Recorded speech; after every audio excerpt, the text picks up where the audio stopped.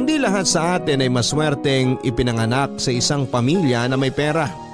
Yun bang hindi na problema ang kakainin sa araw-araw, panggasto sa ospital kung nagkasakit at pantustos sa pag-aaral. Kaya nga kapag anak ka ng mahirap, normal na magkaroon ka ng pangarap na umasenso pagdating ng panahon. Hindi madali pero ganyan ang mga karanasang nais ibahagi sa atin ngayong Sabado ni Carla. Marami man silang pagsubok na pinagdaanan sa buhay, pinatunayan naman niya kasama ang kanyang pamilya na meron pa rin silang dahilan upang magpatuloy at ipaglaban ang pangarap nilang makaahon sa kahirapan. Gusto mo na bang makarelate sa kanya? Alamin natin yan sa kwento ng pag-ibig, buhay at pag-asa sa nangungunang Barangay Love Stories. Dear Papa Dudut, kumusta? Ako po si Carla, 29 years old at kasama ang masipag kong tatay Julian ay pinagkakabalahan po namin ang mag-manage sa negosyo naming bigasan dito sa palengke sa isang bayan sa Rizal. Meron din po kaming sari-sari store na hindi hamak na mas nauna naming tinayo noong araw at masasabi kong blessing para sa aming pamilya. Ang mga negosyo po kasi namin sa kasalukuyan ang naging daan upang makaranas kami ng kaginhawahan sa buhay na matagal din naming inasam. Hindi po kami mayaman, Papa Dudut, at nakaranas po talaga kaming magutom noong araw. Panganay po ako sa 4 na magkakapatid at nagtatrabaho sa auto supply ang tatay ko. Samantalang tindera naman ng pagkain ng nanay ko. Noong maliliit pa kami, masasabi ko na maginhawa ang buhay namin.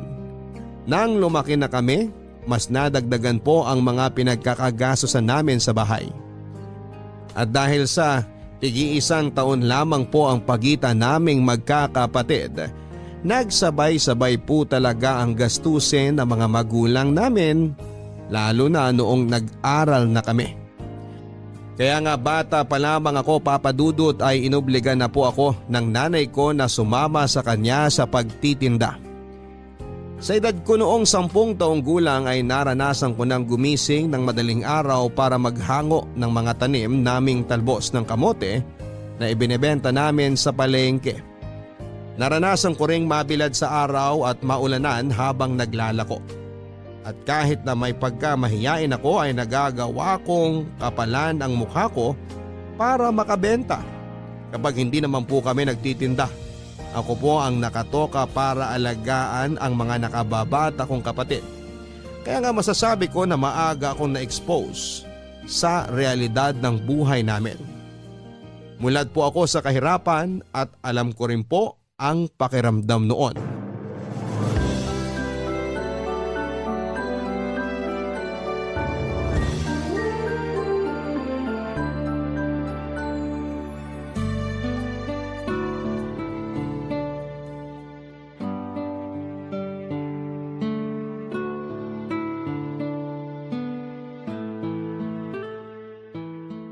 Anak, ikaw ang matanda. At bilang panganay sa inyo, sino na lang aasahan kung tutulong sa akin dito sa bahay natin? Ikaw lang dahil maliliit pa ang mga kapatid mo. Ay, opo, Nay! Opo, nay ka dyan. Naiintindihan mo ba mga sinasabi ko? Tandaan mo, para sa'yo naman lahat to, hindi para sa akin. Saka tigil-tigilan mo na rin kasi ang pagrereklamo kapag sinasama kita sa pagtitinda sa palengke, nak. Ang kulit mo kasi, napipikon lang ako sa'yo. Masyado po kasing maaga yung gising natin, Nay. Inaantok pa po ako noon. Aba, kailangan maaga ka magising para makabenta ka ng marami. Tandaan mo, daig ng taong maagap ang taong masipag. Sa pagnanegosyo, hindi ka dapat tanghali bumabangon. Ilang beses ko na bang sinabi sa iyo ang tungkol dyan? Hindi talaga pumapasok dyan sa kokote mo, no? Puro ka kasi laro. Pero di po ba kapag bata, dapat naglalaro naman talaga? Bata pa po ako, Nay. Hindi pa po ako matanda katulad nyo. Sinong matanda? 33 pa lang ako, no? 10 years old pa lang po ako. Dami talagang alam nitong batang to, oo. Kanino ka ba nagmana? po si tatay na yan. Pagbubuksan ko lang po siya ng pinto, Nay.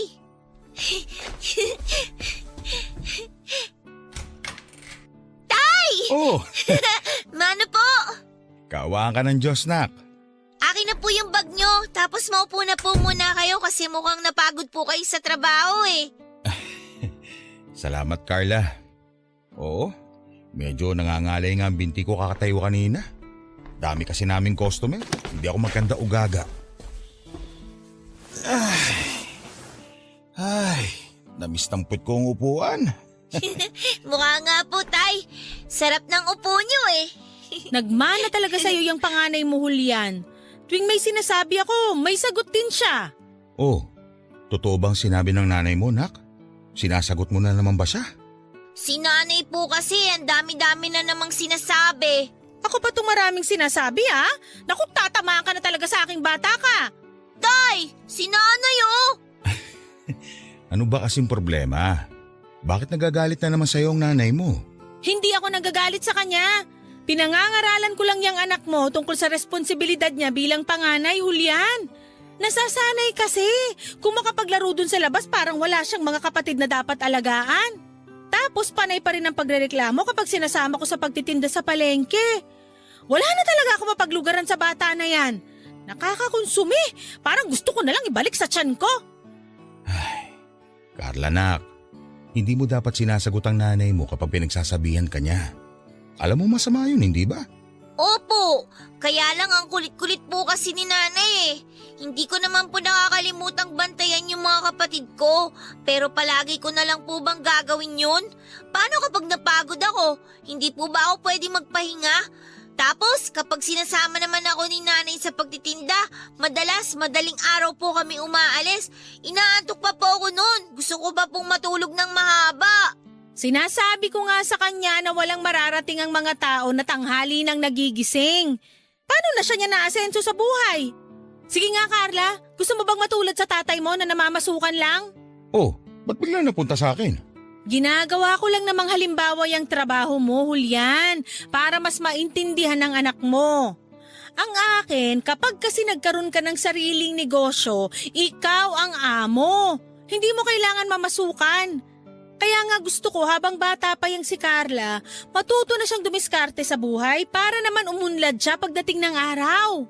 Ba't di niya ako tularan? Lahat ng pwedeng may benta basta legal, binibenta ko. Darating din tayo dyan, Mercy. Pero sa ngayon, huwag mo na lang muna obligahin ang anak mo kasi bata pa siya. Yan naman kasi ang hirap sa'yo. Imbis na sinusuportahan mo ko, kinukonsinti mo pa yung anak mo. Kaya tingnan mo, nagiging palasagot sa akin. Pambihira naman tong taong to.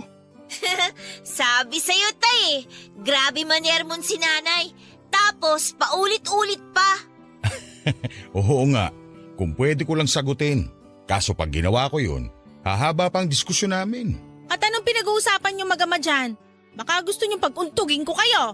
Wala po, Nay. Siguraduhin niyo lang ha dahil pagbubuhuling ko talaga kayo.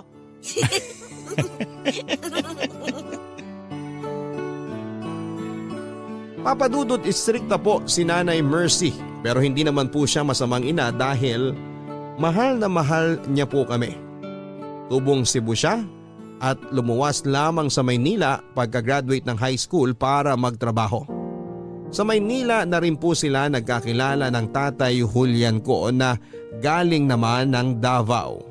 At nang dumating na nga po kami ng mga kapatid ko sa buhay nila, napadpad kami sa Rizal at dito na tumira. Mataas po talaga ang pangarap sa buhay ng nanay ko at yon ay ang magkaroon kami ng sariling negosyo. Isa rin sa mga priority niya ay ang makatapos kami ng pag-aaral ng mga kapatid ko at magkaroon ng sarili naming bahay. Nangungupahan lang po kasi kami noong araw bago sila nakakuha ni tatay ng lupa sa isang squatters area na pinatayuan namin ng barong-barong.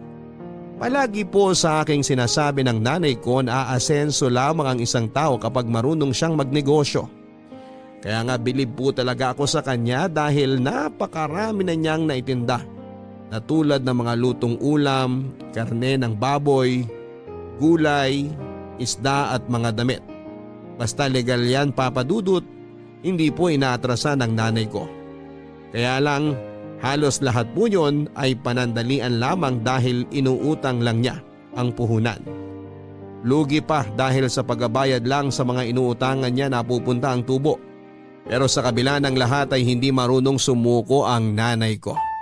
Palagi po niyang sinasabi noon na kapag hindi umubra ang plan A dapat meron kang plan B hanggang sa pinakadulo ng alpabeto para wala raw akong dahilan na mabigo sa mga pangarap ko.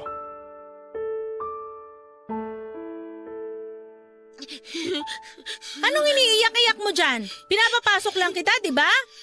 Masyado ka nang nawiwili sa kalalaro sa labas at nakakalimutan mo na mga gawaing bahay mo.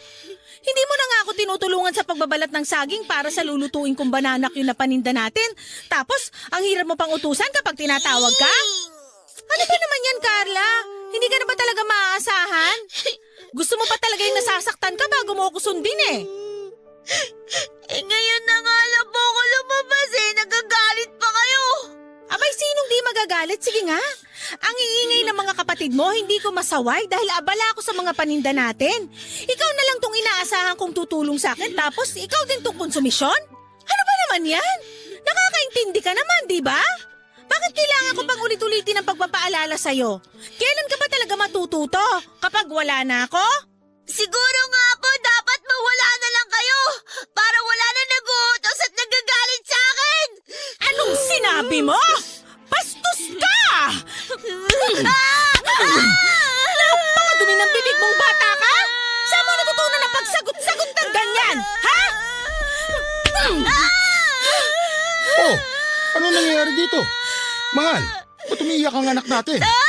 Bago mo kampihan niyang batang yan, alam mo ba kung anong sinabi niya sa akin? Sana daw, mawala na lang ako para wala na rin nagagalit at nag-uutos sa kanya. Carla, totoo bang sinabi ng nanay mo? Alam mo masama yon. Ikaw na kumausap dyan sa anak mo, Julian, dahil baka lalo ko lang yan masaktan. Pambihirang buhay naman to. Ang gusto ko lang naman, tulungan niya ako rito sa bahay at sa pag-aalaga sa mga kapatid niya. Tapos sasagutin niya lang ako ng ganyan. Huminahon ka lang kasi muna, mahal. Hindi naman siguro sinasadya ni Carla ang mga sinabi niya. Anong hindi sinasadya? Kung ganon, paano niya nasabi yun ng dire-diretso at hindi kumukurap ang mga mata? Ay, nako. Anak, tumahan ka na. Mabuti pa, puntahan mo na lang muna yung mga kapatid mo at kakausapin ko lang ang nanay mo. Sige na. Opo, Tay. Pagsabihan mo talaga yung panganay mo, Julian! Dahil namumuro na sa akin yan! Mahal, naiintindihan ko na mali ang anak natin sa sinabi niya sa'yo. Pero hindi naman niya yung sinasadya. Siguro nadala lang siya ng sitwasyon kaya nakapagbitiw siya ng mga ganong salita. Intindihin mo na lang sana dahil bata pa siya. Ay, ewan ko sa'yo, Julian! Nasasabi mo lang yan kasi wala kang kaalam-alam sa mga pagod ko rito sa bahay. Kumpara naman kasi dyan sa trabaho mo, di hamak na doble, baka triple pa yung ginagawa ko rito. Hindi naman siguro tama na magbilangan tayo ng hirap, mahal. Pare-pareho lang naman tayo napapagod. Imbis na pairali natin ang init ng ulo, masabaan pa natin ang pasensya natin. Tayo-tayo lang din pamilya magtutulungan. Habaan daw ang pasensya? Palibasa di mo alam na lagpas na sa Sierra Madre ang pagpapasensya ko dyan sa panganay mo. Kaya nga kako kausapin mo. Hindi na yata yan marunong makinig sa akin eh. Lalo kang hindi susundin ng anak mo pag palagi ka nagagalit. Hindi ako palaging magagalit kung sinusunod lang niya ang mga sinasabi ko. Hey, buwisit! Kung bakit kasi nagkaroon ako na suwail na anak?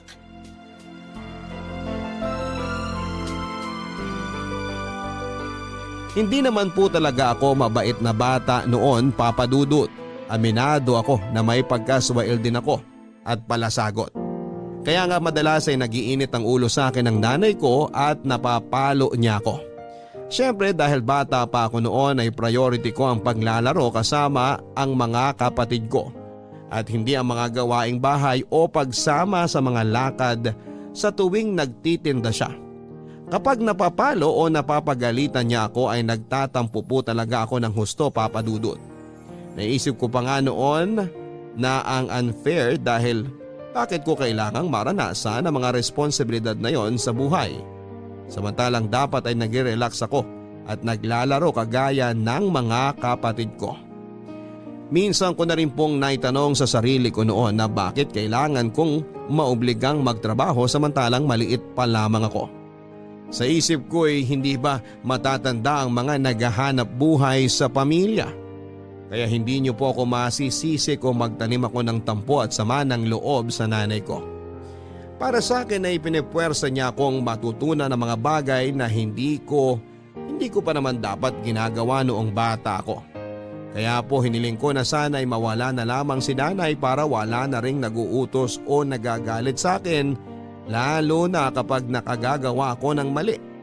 Hindi ko naman po akalain na magkakatotoo ang kahilingan kong yon dahil taong 2007. Pinapuan po siya ng sakit sa baga na kinaospital niya. Kitang-kita ko po kung paano siya dumura ng dugo at mabilis na ng hina noon. Pagkatapos 4 na araw lang po ang tinagal ni nanay sa ospital bago siya pinawian ng buhay. 14 anyos ako nang mamatay si Nanay Papa Dudut. Ni hindi pa nga ako nakakagraduate sa high school at bata pa rin ang mga kapatid ko. Wala po kaming kaalam-alam na paano mabuhay dahil biglaan po ang nangyari. Kumbaga naiwan kaming nangangapa ng tatay ko at ng mga kapatid ko. Siyempre 4 pa kami noon at maliliit pa. Ibig sabihin mag-isa na lamang kaming bubuhayin ni tatay. Malaking dagok po yun para sa aming pamilya dahil walang-wala talaga kami lalo pagkatapos ng libing ni nanay. Bilang panganay, saksi po ako kung paanong umiyak habang hinahanap ng mga kapatid ko ang nanay namin. Samantalang si tatay naman kahit na anong tago niya sa mga luha niya, naririnig ko pa rin ang hikbi niya tuwing gabi. Sa kabila ng lahat ay nagpatuloy pa rin po kami sa buhay. Kahit naman paano nandyan yung iba naming kamag-anak para alalayan kami upang makapagsimula ng paunti-unti. Dahil ako po ang nakakatanda, napilitan akong aralin ang pagiging nanay Papa Dudut para naman hindi kawawa ang mga kapatid ko. Naisip ko na hindi na yon bago sa akin dahil may karanasan na rin naman ako lalo noong buhay pa ang nanay ko. Natuto po akong tumayo sa sarili kong mga paa dahil kung hindi ko po yun gagawin, pare-pareho kaming pupulutin sa kangkungan.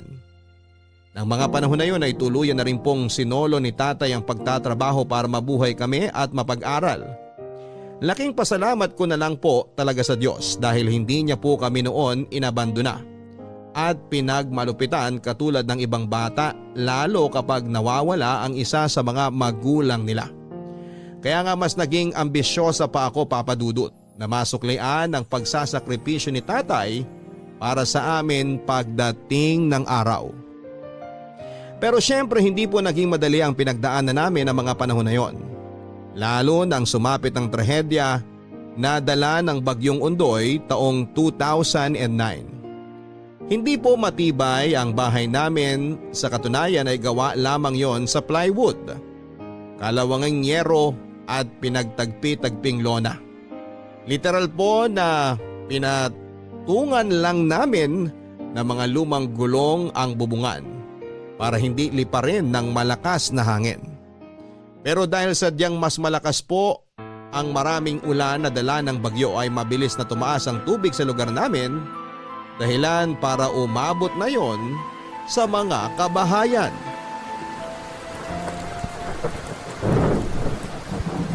Tay! Pinapasok na po ng tubig ang bahay natin! Halika, tulungan mo ko ilagay itong damitan nyo sa mesa bago pa abutin ng baha. Ayan, Tay! Kaso, paano na po yan? Baha na rin po sa labas. At saka mukhang wala na pong planong tumigil ang ulan. Kaya nga dapat yung gawin ng mga kapatid mo, mag-ipake na kayo ng mga damit at gamit. Hindi na tayo pwedeng dumito sa bahay na to. Walang kasiguruhan kung kailan titigil ang bagyo. Pero, paano na lang po yung iba nating mga gamit? Yung mga uniform po namin, yung libro, tsaka yung mga notebook. Naku naman, yan ang nga bang sinasabi ko eh. Tingnan nyo tayo, basang-basa na po itong mga notebook ko sa school. Naku, yung mga sapatos po namin, Tay, pati yung mga bag. Ano ba naman yan? Uunahin mo pa ba yan kaysa sa pinagagawa ko sa'yo? Ano ba, Carla? Kailan ba makikinig sa mga sinasabi ko? Nakikinig naman po ako. Pero nanghihinayang din ako sa mga gamit ko na nabasa. Tay, kailangan po ba talaga nating umalis ng bahay? Wala tayong pagpipilian dahil hindi naman matibay ang bahay natin. Tingnan mo yung bubong sa bandang kusina. Halos bumigay na. Gusto mo ba talagang tuluyang bumagsak yun bago ka kumilos dyan? Eh kung bakit naman kasi kailangan pang bumagyo eh? Gawin mo na lang ang mga sinasabi ko kaysa magreklamo ka dyan. Importante ang bawat minuto. Huwag mo aksayahin. Sabihin mo na mga kapatid mo sa labas. Malamang sa lakas ng boses nyo, narinig na po nila. Yan ang nga ba sinasabi ko? Sa sobrang kalawangin ng yero natin, bumigay na. Teka nga, pupuntahan ko't baka may kung anong nabagsakan. Tay, ano ba? Bumalik nga kayo rito! Titignan ko lang kung ano yung nabagsakan. Baka may maisalba pa ako. Ay, buwisit tong bagyo na to. Tay naman! Huwag na kasi kayong pumunta dyan! Hayaan nyo na lang po yung mga gamit natin dyan! Mas mahalaga na makalikas na tayo dito! Diba? Sinabi nyo, importante ang bawat minuto! Kaya halina po kayo! Halina po kasi kayo! Diyos ko, sana naman humupa na ang bagyo. Sira na po ang bahay namin at basa na rin ang mga gamit namin. Saan na lang kami pupulutin ng mga anak ko pagkatapos nito? Tay, ano ba? Tara na po kasi! Wala na po tayo magagawa! Mas mahalaga po na makaligtas tayo kaysa naman pare-pareho po tayong malunod at mamatay! Nakahanda na po yung mga gamit na dadalhin natin. Inaantay na po tayo ng mga kapatid ko sa labas. Marami na rin po tayong mga kapitbahay na umalis sa mga bahay nila. Tayo na lang po yung nandito, Tay! Ipagdasal na lang po natin na sana huminto na rin ang bagyo at huwag na pong tumaas ang tubig dahil yun na lang po talaga ang magagawa natin sa ngayon. Sana nga, anak. Kasi ito na lang bahay natin ang meron tayo. Huwag naman sana pati ito mawala pa rin sa atin.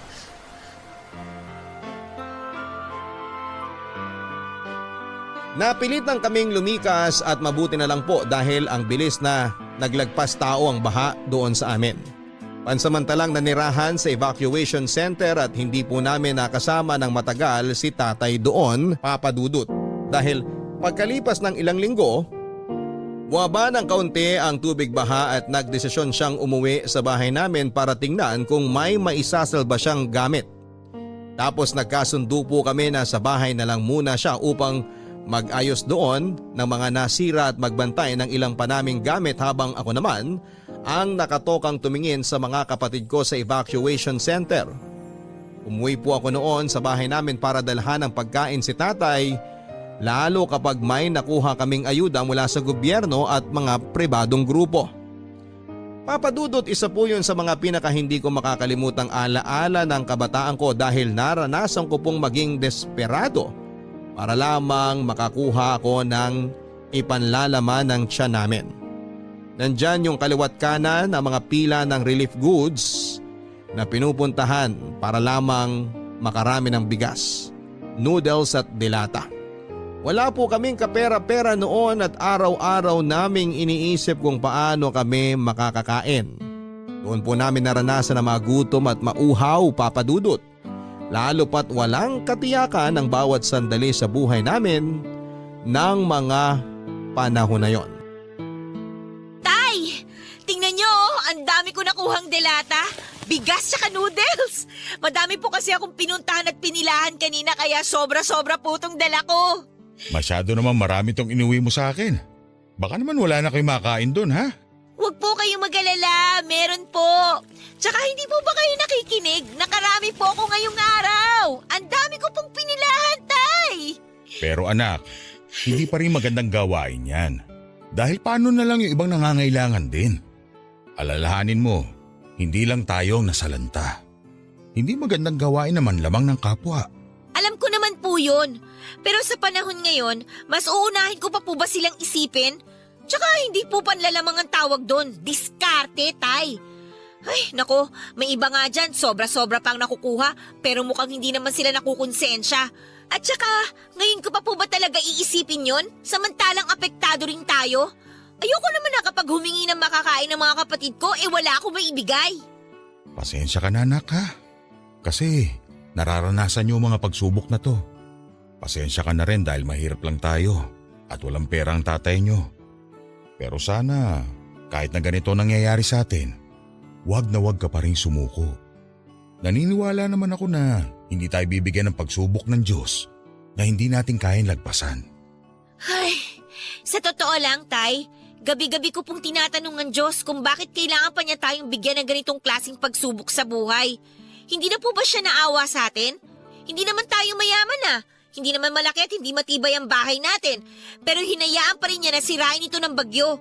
Tapos wala rin tayong pera kasi nga hindi rin naman kayo nakakapasok sa trabaho. Paano na lang tayo makakaahon nito kung sobra niya tayong nilubog? Pinarurusahan po ba tayo ng Diyos, Tay? Kaya natin pinagdadaanan yung mga pagsubok na ganito? Anak, hindi tayo pinarurusahan ng Diyos dahil hindi siya ganun. Kung hindi, sige, anong tawag niyo sa nangyayari sa atin? Sobrang hirap na nga po ng buhay natin eh. Tapos parang lalo tayong pinahihirapan. Kung mahal talaga tayo ng Diyos at kung may dahilan siya kung bakit niya tayo sinusubok, sana naman tulungan niya rin tayo malagpasan ng mga pinagdadaanan natin.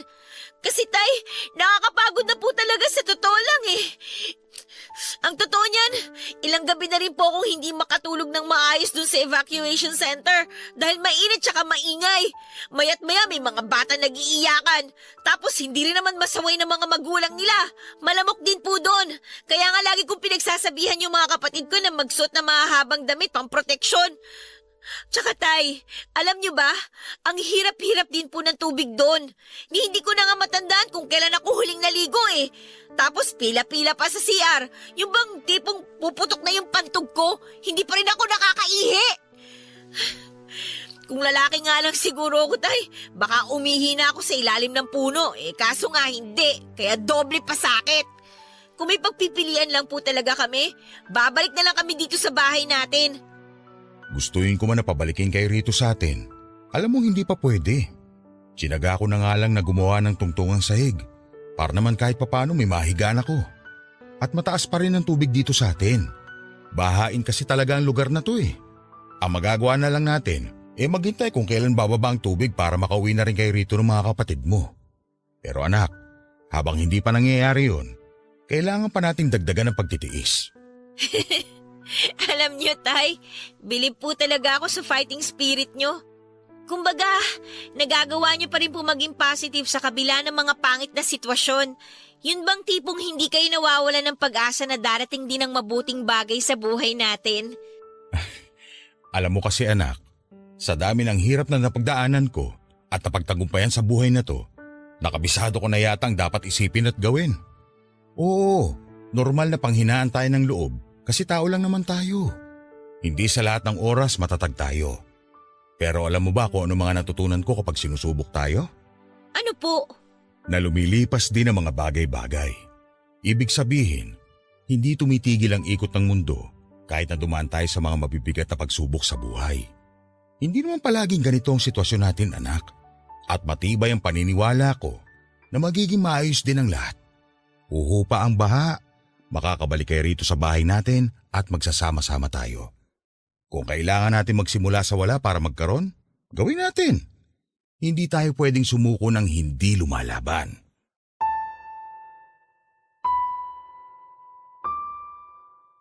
Isa po sa mga ipinagpapasalamat ko ng panahon na yon ay ang positibong pananaw sa buhay ng tatay ko, Papa Dudut.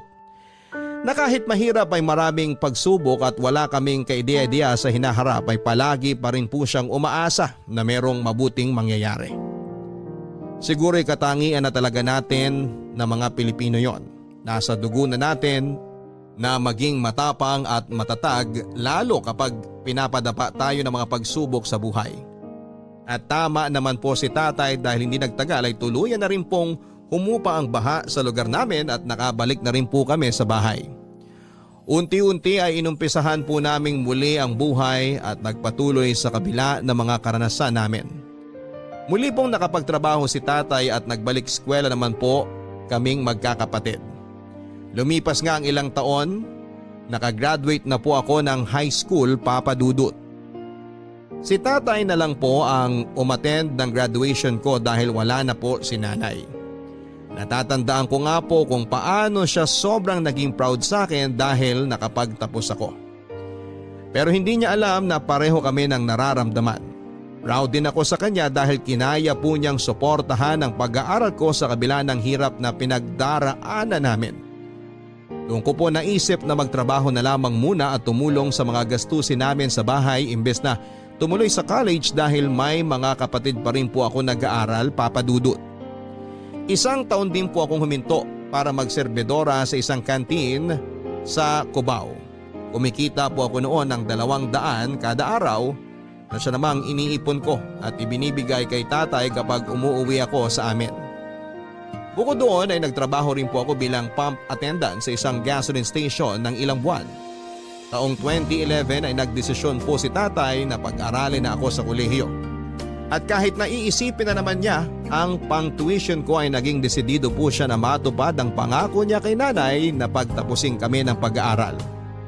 Kaya nga para may pansuporta sa mga gastusin ko sa school ay nag-alaga po si tatay ng baboy na siyang ibinebenta niya tuwing ika-4 na buwan, sakto sa pagsisimula ng bawat semestre noong nasa kolehiyo ako.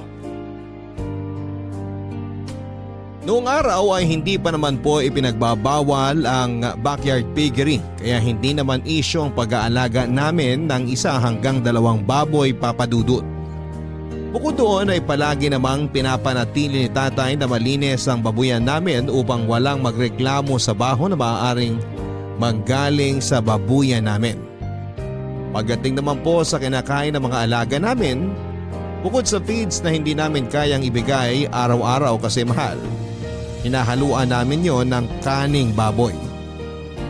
Pero hindi po kami yung tipo na nangongolekta sa mga bahay-bahay dahil meron pong malapit na dam site sa lugar namin kung saan ay tinatapon ng basura mula sa mga restaurant at palengke. Sa maniwala kayo o sa hindi, Papa Dudut, naranasan ko pong sumama sa tatay ko para manguha ng pagkain ng baboy sa basurahan kung saan marumi, mabaho at madalas ay bilad po kami sa ilalim ng araw. May mga pagkakataon din po na hindi ko mapigilang mainggit sa mga alaga naming baboy dahil ang sasarap na mga pagkain nila na nakukuha namin sa dam site. Katulad na lamang ng manok, gulay at isda, tinapay at prutas at kung ano-ano pa. Doon ko rin po napatunayan na ang daming pagkain ang sinasayang ng mga taong may kakayahang bumili noon. Hindi nga nagtagal ay hindi na lang po yung mga alaga naming baboy ang kumakain ng mga pagkaing nakukuha namin sa dam site. Ipinanlalaman siya na rin po namin yon ng pamilya ko. Lalo kapag pwede pang piliin at hindi pa masyadong sira. Kung tawagin ay pagpag kung saan ay hinihimay namin ang karne at niluluto muli para ulamin. Hindi ko po ikakahiya ang karanasan namin yon, Papa Dudut. Dahil kung hindi namin ginawa yun noong araw ay tiyak na mamamatay kami sa gutom.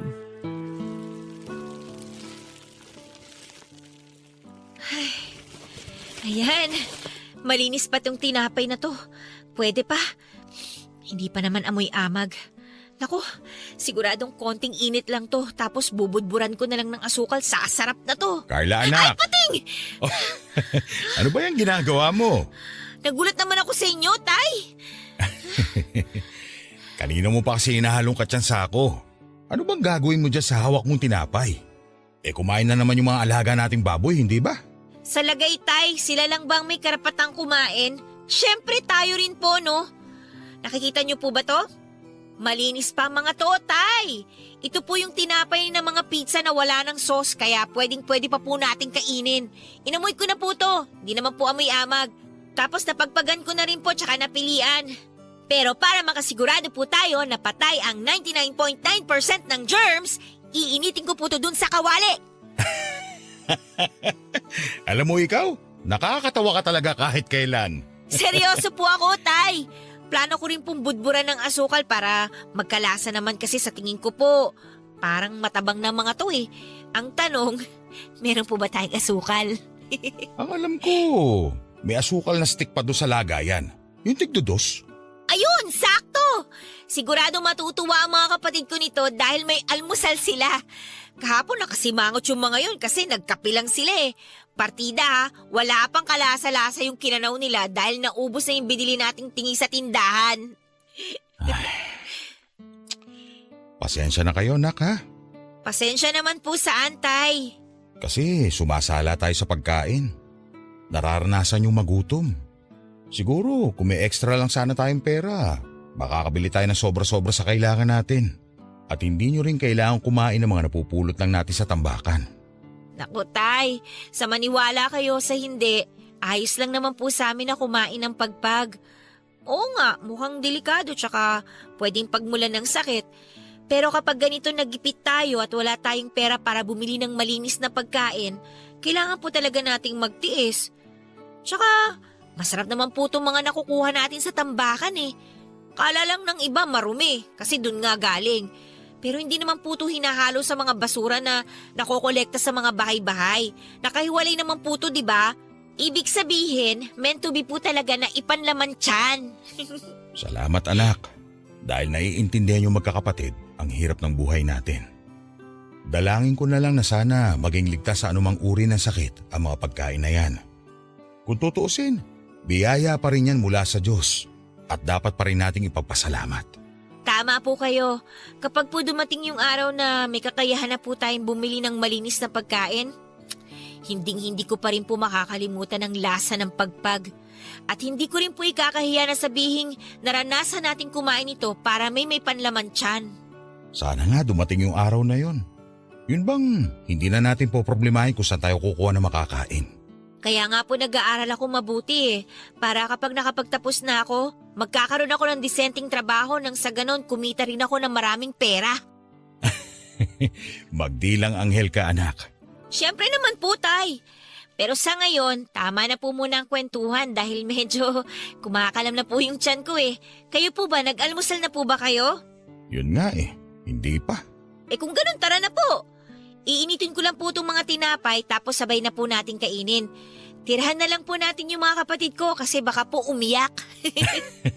Puro ka talaga kalokohan. Mana lang po ako sa inyo.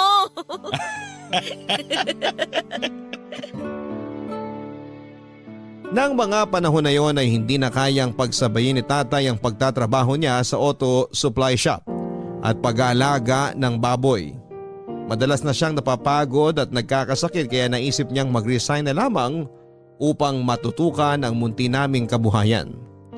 Pumapasok pa rin po ako noon sa school at para matustusan ang baon ko at pang araw-araw naming pambili ng pagkain, hindi na lamang pangunguhan ng kaning baboy ang ginagawa ni tatay sa tambakan, kundi nangangalakal na rin siya ng mga pwedeng ibenta sa junk shop, Papa Dudut. Siyempre 4 na buwan pa bago kami kumita sa babuyan namin at madalas sa tuition ko lang po napupunta ang pinagbebentahan namin ng mga baboy, kaya nga kinarir na rin po ng tatay ko ang pamamasura. Yung dump site sa lugar namin ang naging opisina niya. May pagkakataon pa nga na upang makarami siya ng kalakal, gabi pa lamang ay inaabangan na niya ang pagtatapon, Papa Dudut. Hindi po niya kami inoobligang tumulong sa kanya pagdating sa bagay na yon dahil ayaw niyang kasanayan namin ang ganong trabaho. Sa halip, sinasabi niya sa aming pag-aaral namin ang atupagi namin upang pagdating ng araw, hindi kami matulad sa kanya na isang basurero. Yun po ang mga salita niya na tumatak sa aking isipan at naging inspirasyon upang magpursiging makapagtapos ng pag-aaral. Nagdaan pa ang ilang taon, nagkatotoo naman ang pangarap ng tatay ko nang graduate na ako sa kolehiyo. Ano pong sabi niyo, Tay? Buntis si Kimberly? Oo, yun ang binalita niya sa akin kanina. Sabi niya, ako na lang din magsabi sa'yo. Aba, ayos din ah. Teka, nasa na ba yung babae na yan para masabunutan ko? Carla, anak, bakit mo naman gagawin yun kay Kimberly? Saka, bakit ganyan na lang ang reaksyon mo? Hindi ka ba natutuwa na magkakaroon ka na ng pamangkin? Tingnan niyo yung mukha ko, Tay. Tong mukhang to, Tay. Masaya ba sa tingin niyo? Hindi kita maintindihan. Pwede bang ipaliwanag mo kung bakit nagkakaganyan ka? Sino ba naman po kasi ang matutuwa sa pinaggagawa niya? Nung isang araw lang nag-usap kami ni Kimberly na tutulong muna siya sa pamilya natin pagka-graduate niya ng college. Para naman kahit paano mapagawa natin tong bahay natin. Dahil kung yung sweldo ko lang po nga aasahan, wala pong mangyayari sa atin. Alam niyo yan, Tay. Tapos, bigla-bigla na lang sasabihin niya na buntis siya? O sige nga, nasan dun yung kasunduan namin na tutulong muna siya sa atin? Pero nak, nasa tamang edad na rin naman ang kapatid mo. Alam ko na alam niya na ang ginagawa niya. Hindi po ako naniniwala na alam na niya ang ginagawa niya. Kasi kung alam niya, edi sana naisip muna niya na mahirap ang buhay natin. Tapos ngayon, magdadagdag pa siya ng papakainin? Alam ko, Tay, pamangkin ko yung batang dinadala niya. Apo nyo, kadugo natin. Pero wala pa naman po siyang kakayahan at saka sapat na pera para tustusan ang mga gastusin sa pagpapalaki ng anak niya. Ni hindi pa nga siya nakakapag-apply ng trabaho eh. Nagpabuntis na kagad siya ilang linggo pagka-graduate niya. No, pakasarap niya talagang sa bunutan. Ay, nandyan na yan. Wala na tayong magagawa. Hindi naman pwedeng ipalaglag ng kapatid mong anak niya dahil konsensya niya yun. Sino po bang may sabi na dapat ipalaglag yung baby? Siyempre ang ending, tatanggapin pa rin naman po natin yung bata dahil nandyan na nga, di ba? Tay, ang sa akin lang... Ang akin lang naman, sana man lang naisip niya yung pamilya natin at yung buhay natin. Kasi sa nakikita ko, gusto lang tumakas ni Kimberly sa responsibilidad bilang anak niyo kaya nagpabuntis siya. Tay, kahit saang anggulo niyo tingnan, ang unfair nun. Palagi na lang po ba na tayong dalawang mag-a-adjust? Sorry kung ganito po ako mag-isip kasi ang buong akala ko, matutulungan na niya ako para mapaayos tong bahay natin. Kaso, mukhang mali pala ako. Naiintindihan ko ang pinanggagalingan mo, nak. Hindi mo kailangang humingi ng sorry. Kayo ba, Tay? Ayos lang ba talaga sa inyo na basta na lang binalita ni Kimberly na buntis siya? As in, ayos lang sa inyo? Hindi man lang ba kayo nainis o nadismaya? Aaminin ko, nalungkot ako. Pero hindi ko kayo pwedeng obligahin ng gampanan ng responsibilidad na ayaw nyo, anak. Kung totoo nga na tinakasan ng kapatid mo ang obligasyon niyang tumulong para maipaayos ang bahay natin, hayaan na lang natin siya. Dahil buhay naman niya yun. Sana hindi na lang siya nangako kung hindi naman niya kayang tuparin. Ikaw din.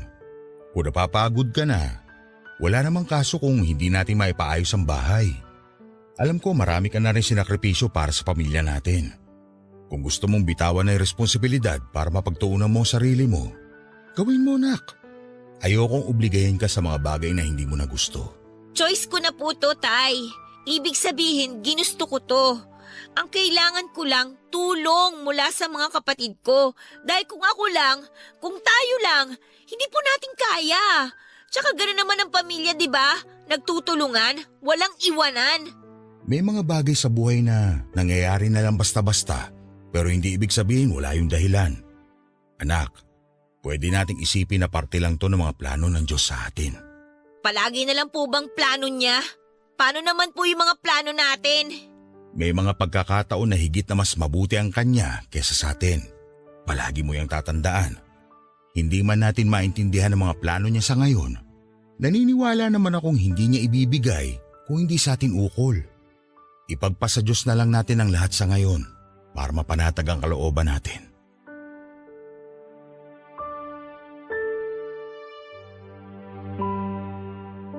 Para sa akin, Papa Dudut, walang karapatan ang kapatid ko na magdagdag ng isa pang pakakainin dahil mahirap na nga ang buhay namin. Tapos gusto pa niyang idamay ang magiging anak niya sa mga kahirapan namin. Bukod doon ay napaka-unfair niya. Alam naman niya na nangako kami noon na tutulungan muna namin si tatay para mapagawa ang bahay namin, tapos kamukha-mukha at bigla siyang mabubuntis. Yun po ang eksaktong pakiramdam ko ng panahon na yon, Papa Dudut. Kaya hindi ko rin po naitago ang sama ng loob ko para sa kapatid ko. Pero alam ko rin po na hindi ko siya pwedeng kamuhian habang buhay dahil kapatid ko pa rin siya. Kaya nga matapos ang pag-uusap namin yon ni tatay, marami po akong na-realize sa mga bagay na siyang naging daan upang mabuksan ang pagtanggap at pagpapatawad sa puso ko.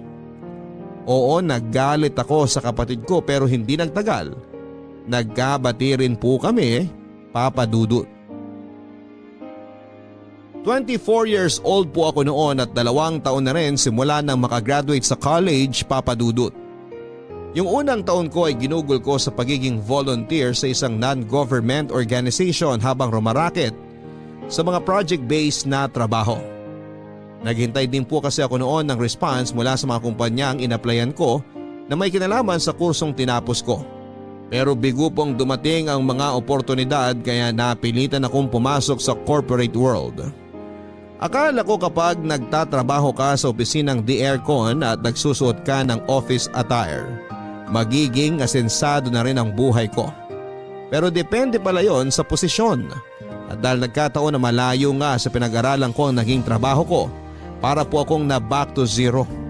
Minimum wage earner lang din ako. Provincial rate pa kaya kahit na anong pagiging positibo ng tatay ko sa buhay ay hindi ko pa talaga yon mai-apply sa sarili ko. Malimit din po akong mainggit sa mga kabatch ko na di hamak na mas maunlad na ang buhay. At mas marami nang naipundar ng mga panahon na yon, Papa Dudut. Madalas kong tanong ay nagsisikap naman ako pero bakit parang mailap sa akin at sa pamilya ko ang swerte. Naging hobby ko na nga po ang silipin at usisain ang buhay ng ibang tao na nauuwi lang sa pagka-depress ko at lalo pang pagkadismaya sa sarili.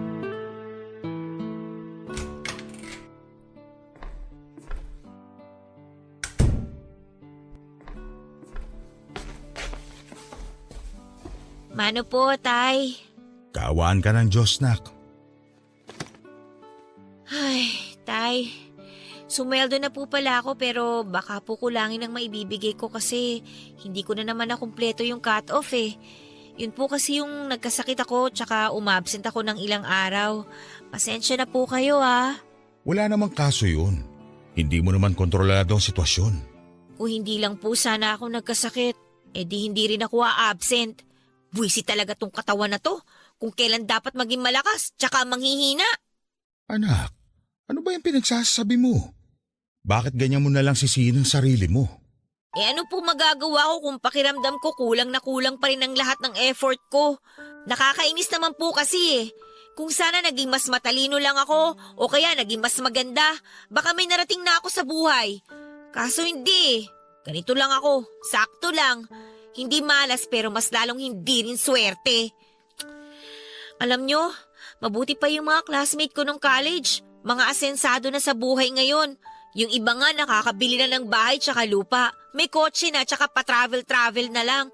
Samantalang ako, eto, nagtitiis sa kakarampot na kita at nagpapakamatay sa ka-OOT para madagdagan ng sweldo.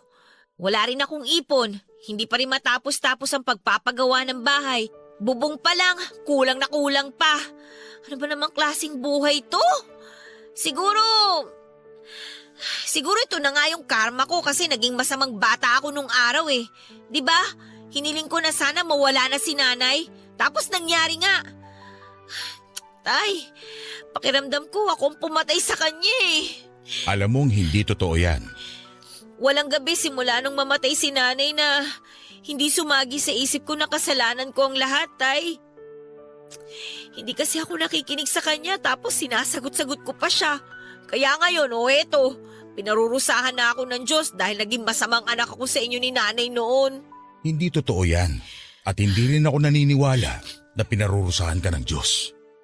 Carla, anak. Oo, maagang kinuha sa atin ang nanay mo. Namatay siya pero hindi mo kasalanan yun. Wala sa atin na may kontrol ng mga mangyayari. Anong malay natin? Hanggang dun na lang talaga ang ilalagi ng nanay mo sa mundo. Kaya nga po nagsisisi na ako ng gusto. Kung kaya ko lang ibalik ang nakaraan, hindi na ako magiging suwail na anak. Minsan, tinatanong ko yung sarili ko, galit kaya sa akin si nanay? Hindi galit sa'yo ang nanay mo. Alam ko yun dahil kilala ko siya. Mahal na mahal ka niya. Kayo ng mga kapatid mo. Kaya wag na wag mong iisipin ang bagay na yan. Sa katunayan, alam ko rin na sobrang proud siya sa'yo, anak. Kasi kahit wala na siya, nagtapos ka pa rin ng pag-aaral. Tinupad mo pa rin yung kaisa-isa niyang pangarap para sa'yo at sa mga kapatid mo. Kahit na mahirap, inalagaan at binantayan mo pa rin ang pamilya natin. Ikaw na yung nagsilbing nanay sa mga kapatid mo, kahit na bata ka pa lang noon. Carla, hindi ko to madalas sabihin pero para sa akin, ikaw yung pinaka-the best kong anak. Tay, Baka naman kapag nalaman ng mga kapatid ko na may favoritism ka, baka magtampong mga yun. Pantay-pantay ang pagmamahal ko sa inyo. Namin ang nanay nyo. Nagkataon lang na espesyal yung sayo. Kasi mas mabigat yung responsibilidad at papel na ginagampanan mo para sa pamilya natin. Salamat sa Diyos kasi nagkaroon kami ng anak na kagaya mo. Kaya wag na wag mo na ulit mamaliitin ang sarili mo. Dahil kung susumahin, malayo-layo na rin ang nararating mo, nak. Pakatandaan mo, may takdang panahon ng lahat ng bagay sa buhay natin para magkatotoo. Kung naunang mangyari yun sa iba, hindi yun nangangahulugan na napag-iiwanan ka na. Naiintindihan mo ba? Opo, Tay. Oh, bakit ka naman umiiyak? May nasabi ba akong hindi mo nagustuhan? Lahat po ng sinabi nyo, nagustuhan ko kaya nga po ko naiiyak eh. Salamat, Tay, ha, sa pagpapaalala sa akin na lumaban at magpatuloy. Lalo kapag ganito na nakakaramdam ako ng lungkot at pagod. Alam nyo, kapag kayo yung nagsasalita, nawawala talaga yung pag-aalala ko. Gumagaan po yung dibdib ko. Ito talagang anak ko, oo. Halika nga't yayakapin ka ng tatay. Ang laki-laki na, iyakin pa rin. Tahan na. Tayo naman eh.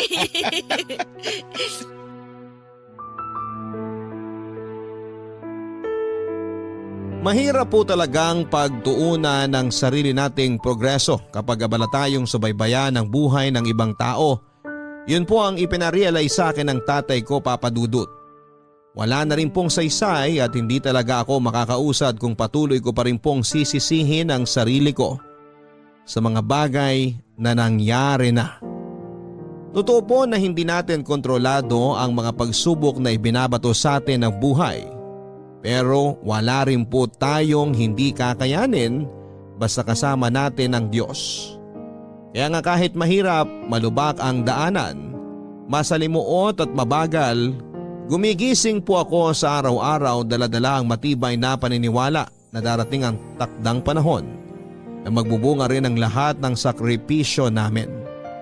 Nasa ganun po kaming phase ng buhay namin nang maalala ko ang lahat ng itinuro sa akin ni Nanay Papa Dudut tungkol sa pagninegosyo at diskarte. Kaya agad-agad ay nagtayo po kami ni tatay ng sari-sari store mula sa maliit na puhunang na itabi ko sa mga sweldo ko. Iniwasan po talaga namin ang magsimula sa utang dahil mahirap umasenso kapag ganon. Kaya kahit maliit ang tubo namin sa aming tindahan, mas mabuti na yon kesa mapunta lamang sa pagbabayad utang sa ibang tao. Hindi nga nagtagal, Papa Dudut. Nagkaroon ng trabaho ang iba ko pang kapatid at namuhunan din po sila sa muntin naming tindahan. Tapos ay dumami rin po ang mga binibenta naming goods at lumaki na rin po ang kinikita namin sa pang-araw-araw. Nagpatuloy pa po ang magandang karera namin sa pagninegosyo sa paglipas ng mga taon. Tulong-tulong po kami ng pamilya ko kaya mas naging magaan ang bawat trabaho. Unti-unti ay naipaayos namin ang pangarap na bahay ng mga magulang namin. Nakabili kami ng mga gamit sa bahay na wala noong kabataan namin.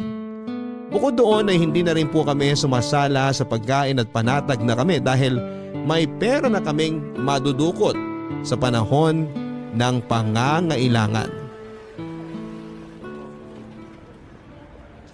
Ay, alam nyo, Tay, kahit na nagka-pandemic, maayos pa rin po ang kita natin sa bigasan.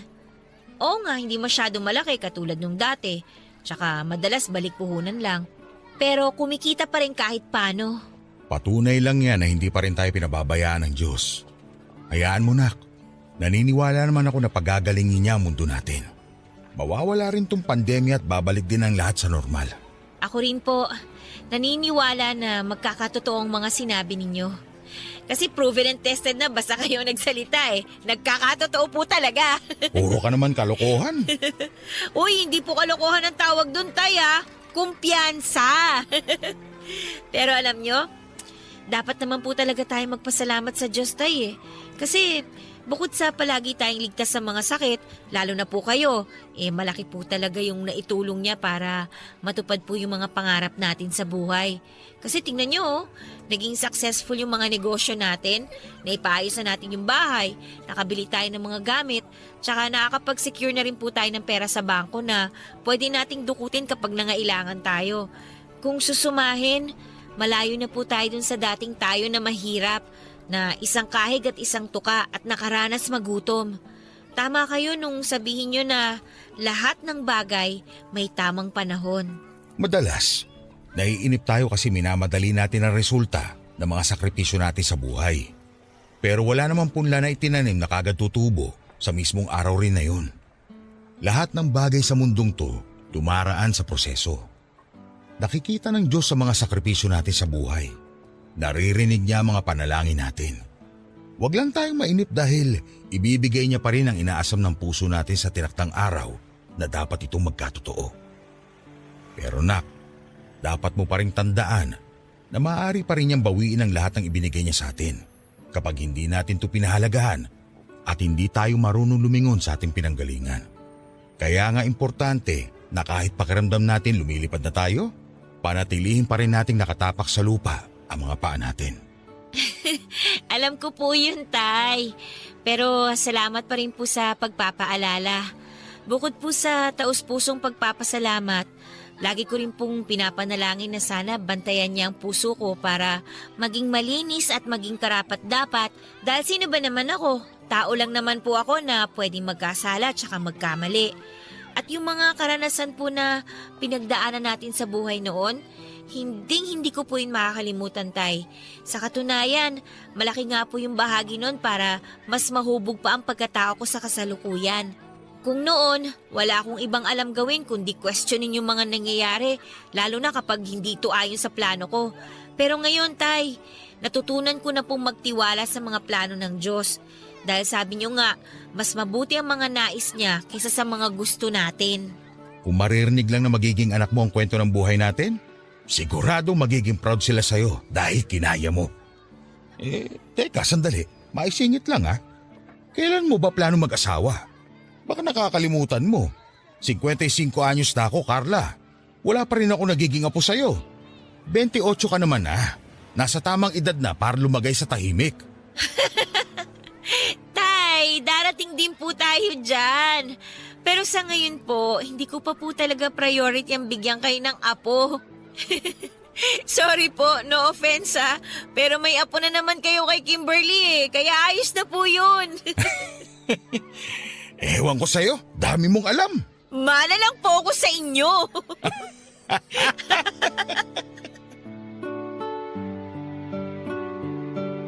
Papa Dudut, walang hanggan ang pagpapasalamat namin ng pamilya ko sa Diyos. Dahil hindi niya po kami pinabayaan, lalo noong panahon na higit namin siyang kailangan. At kahit na marami kaming pagsubok sa buhay na pinagdaanan, alam namin na wala kaming hindi mapagtatagumpayan basta kasama namin siya. Ito po ang eksaktong pakiramdam ko sa ngayon na sana ay magbigay din ng inspirasyon at pag-asa sa ating mga kabarangay na dumaraan din sa mga mabibigat na pagsubok sa kani-kanilang buhay. Palagi po nating tandaan na huwag nating tuparin ang mga pangarap natin ng mag-isa. Palagi po nating isasama ang Diyos at sigurado lalo niya tayong pagpapalain at bibigyan ng mga pagtatagumpayan. Sa kasalukuyan ay masayang-masaya po ang pamilya namin at nagpapasalamat ng gusto sa mga biyaya at pagpapala na natatamo namin sa buhay na ito. At kahit na may pinagdaraanan tayong pandemya, hindi pa rin po kami nawawala ng pag-asa na isang araw ay gagaling din ang mundo. Hindi pa po rito natatapos ang paglalakbay namin sa buhay na ito pero tiwala rin po kami na basta sama-sama at nagtutulungan ng aming sambahayan, wala kaming laban na hindi malalampasan. At ang masasabi ko lang ay araw-araw po tayong lumalaban dahil meron po tayong dahilan at meron tayong pangarap na gustong matupad. Maraming salamat po, Papa Dudut, sakaling mapili po ninyong itampok sa Barangay Love Stories ang kwento ng buhay namin ng pamilya ko. Sana'y kinagiliwan at kinapulutan ito ng aral, inspirasyon at pag-asa ng ating mga kabarangay. More power po sa programa ninyo, ang inyong kapuso at kabarangay, Carla. Wala pong formula para mapabilis ang katuparan ng mga pangarap natin sa buhay. Kailangan po natin ng sipag, tiyaga at madalas ay dugo at pawis po ang dapat nating gawing puhunan. Pero kapag meron po tayong rason para lumaban, hindi po natin maiisip na bitawan o sukuan ang mga pangarap natin sa pamilya man o sa ating sarili. Mga kabarangay, alam ko na marami sa ating tahimik na lumalaban sa kung anuman ang pinagdaraanan natin sa buhay na ito. Wala pong masama na magpahinga kung sakali na makaramdam tayo ng pagod, pero pagkatapos noon ay magpatuloy po tayo. Palaging ibinibigay ng Diyos ang tagumpay sa mga taong hindi sumusuko. Hanggang sa muli, ako po si Papa Dudut sa mga kwento ng pag-ibig, buhay at pag-asa sa Barangay Love Stories #1.